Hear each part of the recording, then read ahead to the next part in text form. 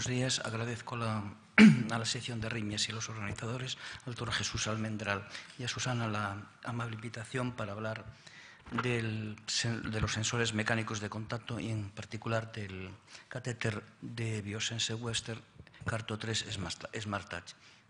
En principio, la charla quizás la traté de organizar en cuanto a realizar una pequeña introducción para justificar las necesidades del empleo de la información de la fuerza de contacto en los procedimientos de ablación, para más tarde ver en qué sustratos arrítmicos podía tener más utilidad. Vemos entonces la estimación actual de la fuerza de contacto se basa habitualmente en la percepción táctil de la fuerza de contacto, que es bastante inexacta, la imagen en la fluoroscopia, de los movimientos en la fluoroscopia, y luego ya durante la ablación, la disminución de la amplitud de los electrogramas y la monitorización que tenemos de las caídas de la impedancia. Las implicaciones clínicas que son importantes que nos va a aportar serían tanto en la seguridad, con una monitorización de las posibles complicaciones, que con los medios actuales es claramente imperfecta, como crear unas lesiones que sean con una consistencia y una perdurabilidad en el tiempo importante, para así aumentar la eficacia de las lesiones que estamos haciendo. En concreto, hay que decir que la percepción táctil es muy imperfecta, en particular cuando tenemos el catéter apoyado en la cavidad en forma oval y no a través de la punta. Tener apoyado el catéter en la punta es bueno para la señal y para la transmisión de la fuerza en la percepción táctil, pero es malo porque puede aumentar el índice de las complicaciones. Otro aspecto importante es que la relación, que ya se ha comentado por el doctor Guerra, del efecto de la correlación lineal que existe entre la potencia y la aplicación de la fuerza. Hay igualdad de potencia, vemos que si aumentamos la fuerza, el tamaño de la lesión va a aumentar claramente, pero también aumentan, lógicamente, las posibles complicaciones como son la perforación.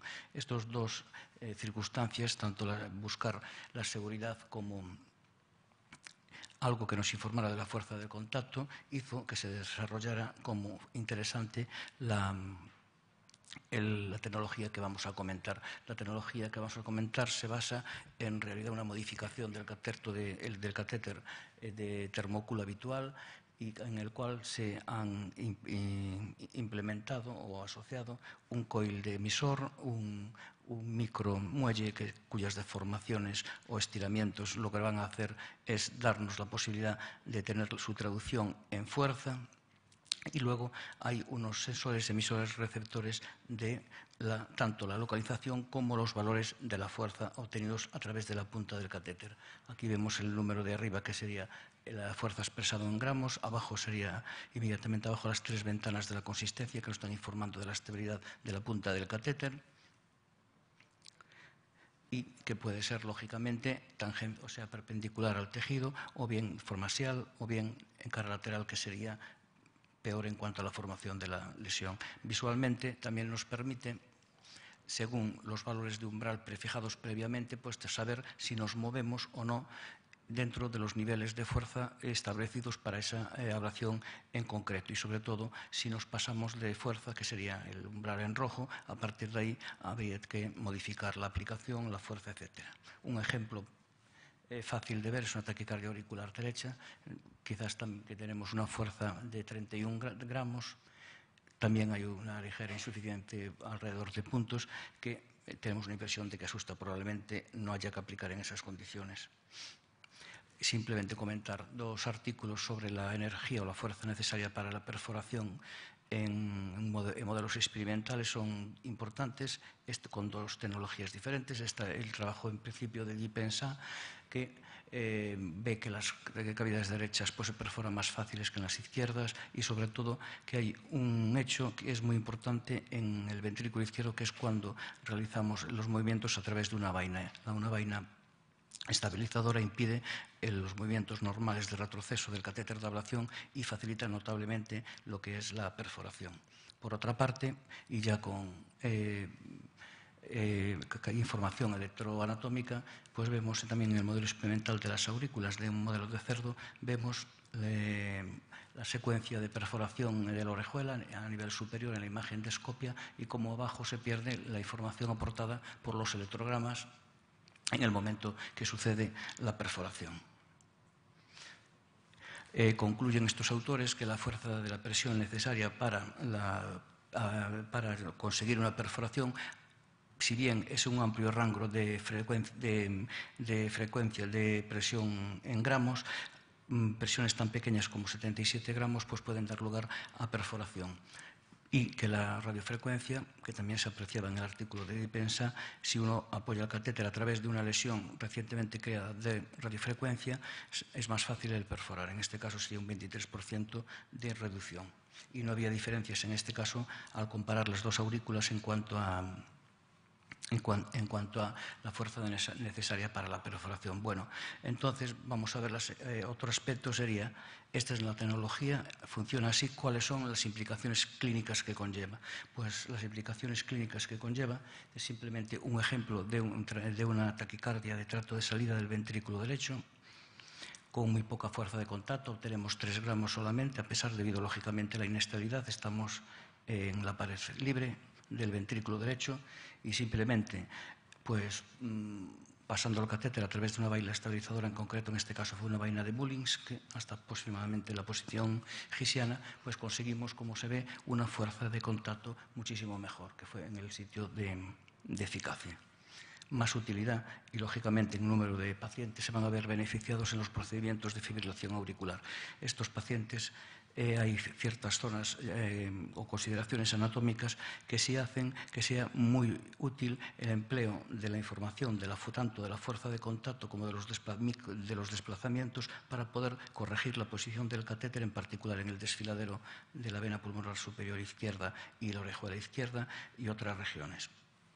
Aquí vemos un ejemplo de una ablación en la cara posterior de la aurícula. También es importante la posibilidad, sobre todo cuando sospechamos que hay capas, de hacer un mapa solo de fuerza, que es lo que se muestra ahí, a la izquierda, y ver la lesión que nos falta o bien la lesión que tenemos poca presión y tenemos que insistir un poco en esa localización. Estudios de las implicaciones clínicas con este sistema hay pocos. En primer lugar, relacionados con ablación de fibrilación auricular, este es el estudio de Martínez, que lo que encuentra básicamente compara el catéter ThermoCool normal con el catéter con el SmartTouch y entonces encontró básicamente que la información de la fuerza de contacto en la ablación de la fibrilación auricular facilita la técnica, ya que les dura menos tiempo el de procedimiento. Hay también una reducción del tiempo de aplicaciones de radiofrecuencia y de la cantidad de energía de radiofrecuencia empleada. Probablemente eso es en relación con que se evitan las aplicaciones en donde se tiene, antes de comenzar la aplicación, pues muy poca fuerza de contacto. Otro aspecto a valorar en la ablación de la fibrilación auricular es la importancia que tiene el empleo de esta técnica en el fenómeno de la reconexión aguda durante el procedimiento de ablación en la primera hora. En este grupo, en este estudio de Halder, lo que hizo fue comparar la información, los pacientes. Había un grupo de pacientes, de 20 pacientes, en los cuales el operador era ciego a la información de la fuerza de contacto y había otros 20 que sí tenían la información de la fuerza de contacto. Entonces se ve que la tasa de reconexión aguda es muy superior en los pacientes que carecen de la información de la fuerza de contacto. Vieron también, en este sentido, si no permitía o no identificar los sitios complicados y entonces obtuvieron el resultado que fueron los sospechosos habituales en la técnica que nos ocupa, que es el desfiladero entre la vena pulmonar superior izquierda, segmento superior y anterior superior y la orejuela, y también la carina entre las dos venas pulmonares derechas. Por otra parte, también vieron en qué sitio había significativamente menor fuerza de contacto y eran los dos segmentos izquierdos que ya comentamos anteriormente. Por otra parte, en forma de Astrals hay información también sobre la tasa de reconexión aguda, pero puesta de manifiesto desenmascarada con la administración de adenosina intraprocedimiento y encuentra que con una fuerza de contacto de 10 gramos es la que nos va a decir qué pacientes van a recurrir agudamente de los que no por adenosina. Eso se vio en un 87% de los pacientes que recurrían. En el resto de los pacientes se relacionó con una insuficiente densidad de puntos de aplicación de radiofrecuencia. Y por último, un estudio que son los datos del estudio piloto, de que se va a realizar catéter termocul normal frente a catéter con información Smart Touch. En las fases iniciales, y con este catéter, el valor de la fuerza de contacto necesario para discriminar los pacientes que van a recurrir o no, en este caso salió de una fuerza de 12 gramos. Más adelante se va a hacer un seguimiento de que son 540 pacientes, comparando tanto en relación 1:1 fibrilación auricular paroxística con persistente.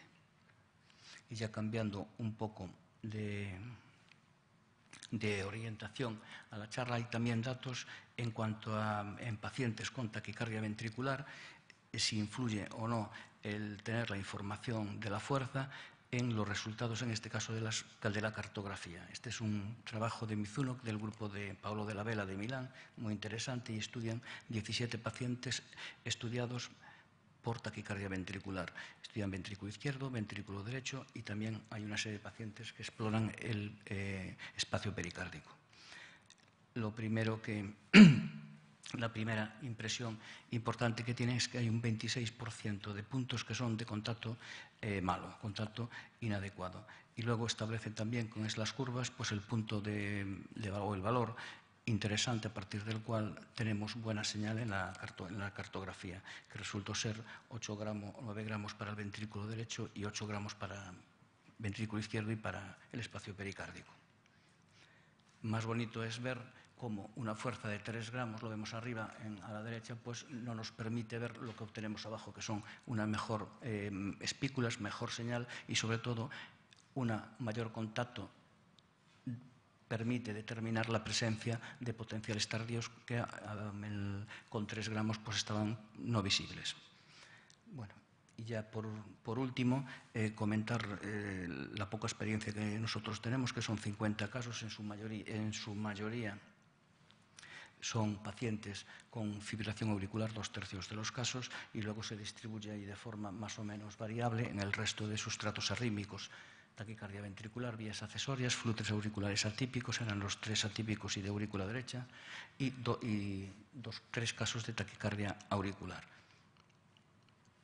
Sí, esta es una taquicardia auricular con conducción 1:1, incesante, una mujer de 62 años, y vemos aquí la secuencia de activación excéntrica en un seno coronario no suficientemente progresado para lo que es la localización de la taquicardia auricular, pero simplemente no se trae por eso, se trae porque en las dos viñetas de radiología de arriba, que son sístole y diástole con la proyección OAD, vemos la enorme movimiento e inestabilidad del catéter, que era imposible, a pesar de estar con una vaina transeptal, lógicamente, conseguir una adecuada estabilidad en donde resultaba estar el punto de interés o el foco, la focalidad de la taquicardia, que era muy cerca del anillo mitral, que se ve ahí. La fuerza en gramos tenemos ahí representada, son 6, y tenemos 2 cuadraditos de los 3 cuadrados de contacto que deberíamos de tener. La taquicardia se quitó en el último punto, cerca del anillo mitral. Y luego ya por último, simplemente ver un caso un poco exótico, diría yo, de extrasistolia y taquicardia ventricular idiopática de tracto de salida, que es una paciente muy sintomática de 17 años que con fracaso, lógicamente, de tratamiento beta-bloqueante. Entonces, el electro no gusta mucho y en el electro del laboratorio pues no sigue sin gustar tampoco mucho, sobre todo inicialmente en la derivación V1, como veis, y la forma de la transición. Inicialmente lo que hicimos fue explorar el ventrículo derecho, en el cual, a pesar de un contacto adecuado, teníamos una monopolar verdaderamente mala, subóptima. Exploramos también, antes de cambiar de lado el seno coronario, pudimos progresar moderadamente hasta la cara lateral, pero era todo muy malo en cuanto a precocidades. Entonces, por fin, lo que hicimos fue ir mediante abordaje retrógrado aórtico a la región infravalvular aórtica y progresivamente los 3 senos de Valsalva, Y aquí en el seno izquierdo pues encontramos el registro que veis a la derecha, que fue el registro en el cual aplicamos radiofrecuencia, que es esto. Y entonces, para ver las relaciones entre los tratos de salida que permite el sistema Carto3 y la distancia medida eran 23 milímetros aproximadamente entre el trato de salida, el aspecto setal del trato de salida derecho y en donde se quitó la taquicardia.